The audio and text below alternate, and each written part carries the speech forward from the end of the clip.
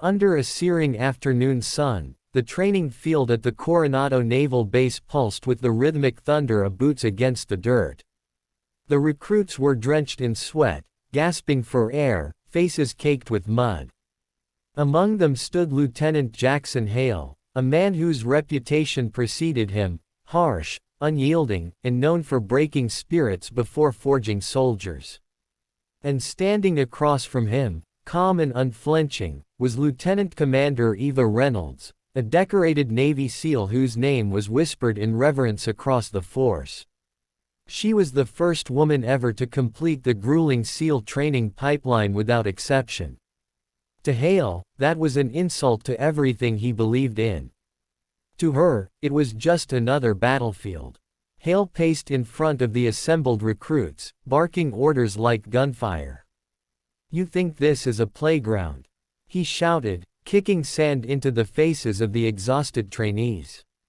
"You break, you fail. You cry, you die." Then his eyes landed on Eva, standing silently, arms crossed, watching the drill. Her expression didn't move. That infuriated him. "Commander Reynolds," Hale said mockingly, "care to show these men how a lady survives Hell Week?" His tone dripped with sarcasm. Eva simply met his stare. "I don't need to show them anything, Lieutenant," she replied evenly. "They'll either learn, or they won't." Her calm tone, her lack of reaction, that was what did it. Something inside Hale snapped. He stepped close, face inches from hers. "You think you're better than us because of that uniform? Because you made it through one round of training?" Eva didn't flinch. "No, Lieutenant," she said quietly. "I know I am because I didn't quit." The silence that followed cut through the air like a blade. The recruits froze. Hale's hand trembled, his jaw clenched, and before anyone could stop him, he struck her, a sharp blow to the jaw that echoed across the training ground. Time seemed to freeze. The recruits gasped. Even the wind stopped. Eva didn't stumble. She didn't fall. She simply turned her head back toward him, her eyes suddenly dark, calculating, the eyes of a soldier who'd seen combat, who'd walked through fire and come back colder. Hale realized his mistake a second too late. Without warning, Eva moved. In one fluid motion, she stepped forward, hooked his wrist, twisted his arm, and slammed him to the ground before he could blink. The sound of his shoulder dislocating cracked through the air. In seconds, the proud, loud lieutenant lay flat, face buried in the dirt, gasping in pain as she pinned him effortlessly. The recruit stood frozen, jaws slack. Eva leaned down slightly, her voice calm, deadly quiet. "Rule number 1, Lieutenant, never strike a teammate. Rule number 2, never underestimate someone who's been through what you haven't." Then she released him. Hale scrambled up, clutching his arm, his face a mix of shock and humiliation. The base commander, Captain Lewis, had witnessed everything from a distance. He approached, his stern expression cutting through the tension. "Commander Reynolds," he said, "stand down." Eva did so immediately, standing at attention. Lewis turned his gaze toward Hale. "Lieutenant Hale, you're relieved of duty. Effective immediately." The words hit like a bullet. The recruits didn't dare move. Later that evening, as the sun dipped below the horizon, Hale sat in the infirmary, his arm wrapped in a sling. He stared at the floor, replaying what had happened. He'd heard the stories about Reynolds, missions classified beyond clearance, operations in deserts, jungles, war zones where she'd done what even teams of men couldn't. She wasn't a symbol of diversity, she was a symbol of dominance, skill, and earned respect.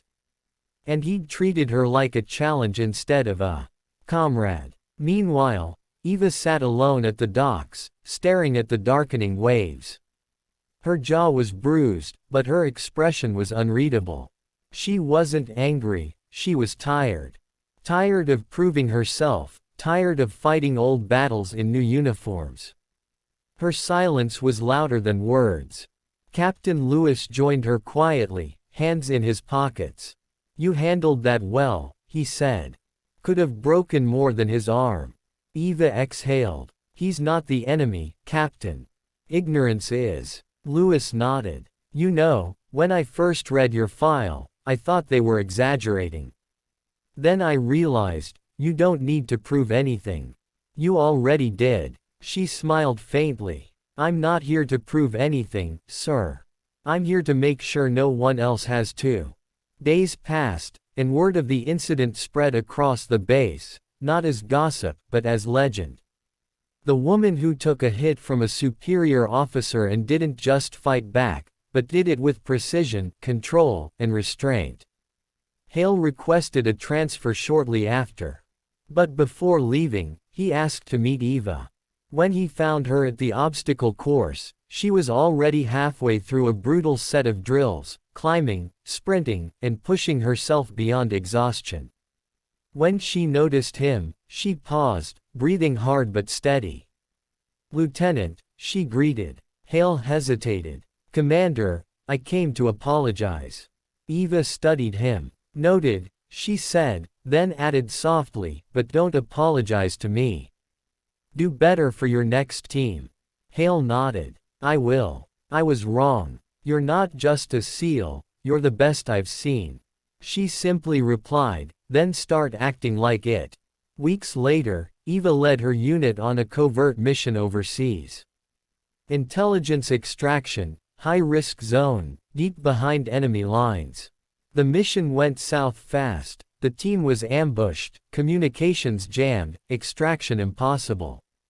For 72 hours, she led them through terrain crawling with hostiles, coordinating tactics, patching wounds, rationing water. Not one of her men died. When the team was finally rescued, the entire base greeted them in silence as she walked through, battered, muddy, bloodied, but alive. Hale, now reassigned to logistics, watched from afar, saluting her as she passed. She returned the salute, a brief nod acknowledging redemption and respect. Months turned into years. Eva Reynolds' name became legend across the Navy SEALs, not because she was the first woman, but because she embodied everything the creed stood for: courage, discipline, and honor. Her story was told in hushed voices: the time she took down a lieutenant with one move, the missions she led with impossible odds, the moments she chose restraint when others chose revenge. And for those who trained under her, one lesson stuck forever: strength isn't loud, respect isn't demanded, and power doesn't always come from muscle. Sometimes, it comes from knowing exactly when to strike, and when to stand still. Years later, at a Navy graduation ceremony, a new class of SEALs stood in formation. Captain Eva Reynolds, now one of the highest-ranking SEAL officers in the nation, addressed them. Some of you will face doubt, she began. Some of you will be underestimated. Let them. The ocean doesn't explain its waves, it just keeps moving. The recruits listened in awe. As the ceremony ended, a familiar figure approached her, retired Colonel Hale. His hair was gray now, his posture humbled. I wanted to thank you, he said, for teaching me the hardest lesson of all. Eva smiled faintly. And what's that? He replied, that respect isn't given, it's earned. And sometimes, you earn it by losing to the right person. She nodded once. Then I did my job. The crowd dispersed, the flags fluttered, and as the sun dipped below the Pacific horizon, her reflection shimmered in the golden water: a soldier. A leader, a legend carved not by words or medals, but by resilience, calm, and quiet power. This was Commander Eva Reynolds, the Navy SEAL who never had to prove her strength, because every move she made already did. Please like, share, comment, and subscribe to our channel, History of States.